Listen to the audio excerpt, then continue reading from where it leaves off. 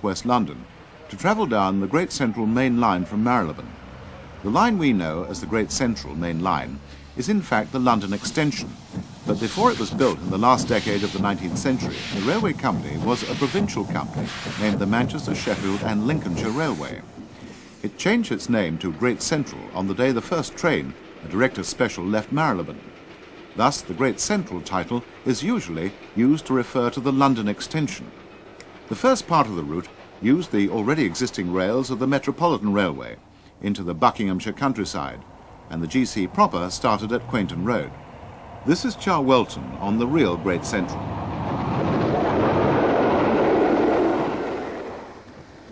There are many books describing the history of the Great Central Main Line, the construction of which is probably the most records of any line, as photography had taken hold at the time of its building. It opened in 1899, well over half a century after the other trunk lines had been completed.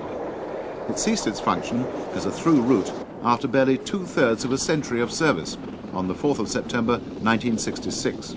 It crossed the West Coast Main Line at Rugby, which summed up its character. It served no important centres of population or industry that weren't served by other lines. But that wasn't its true purpose. The Great Central was the product of the mind of a great visionary, one of the last great Victorian railway entrepreneurs, Sir Edwin Watkin. As is today being realised, with the completion of the Channel Tunnel, Britain's railways are non-standard with those of the continent of Europe, meaning that only specially built trains can travel into Great Britain from the continent. This is because the British loading gauge, the height and width dimensions to which trains are built, is smaller than that in use overseas. Only the Great Western, built to the broad gauge of 7 feet and later changed to the standard gauge, had a wider than standard loading gauge, which restricted its locomotives to its own lines, and the Great Central.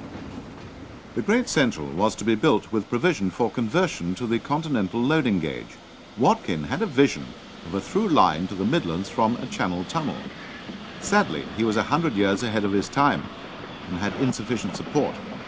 He created an alliance of railways to provide the through route, as he was chairman of the Metropolitan Railway and the South Eastern Railway. Thus was born the Great Central, and without the completion of its true purpose, thus died the Great Central. Yet today, with the Channel Tunnel nearly completed, there are serious suggestions for its reopening by a private consortium. Maybe it will fulfill its role one day.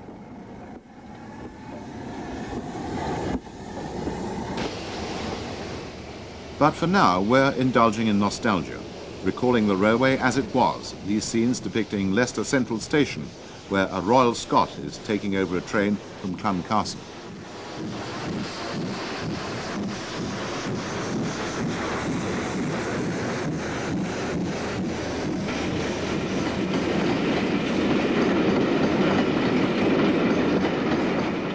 With one exception, all the stations on the Great Central Main Line were built on the island platform principle. That is, a single platform and station offices with tracks on either side of it.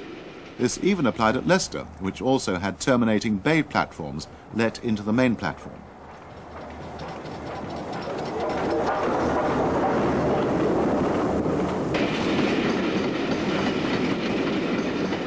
The platform and goods yard lines converged into the two main running lines, and the railway remained unchanged to the end. Diesels never really took any part in running, except on specials, and it remained a steam line until closure.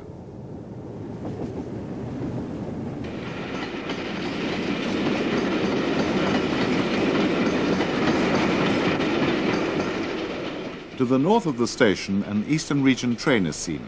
The Great Central ran through, or rather above, Leicester, on embankments and viaducts. 300 houses were demolished during the line's construction in Leicester.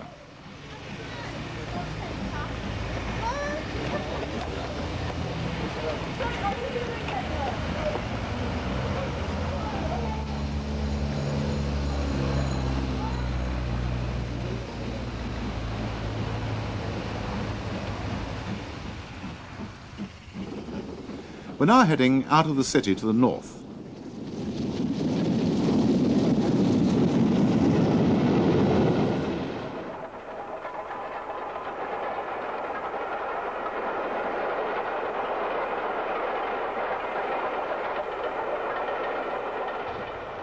The expensive construction of a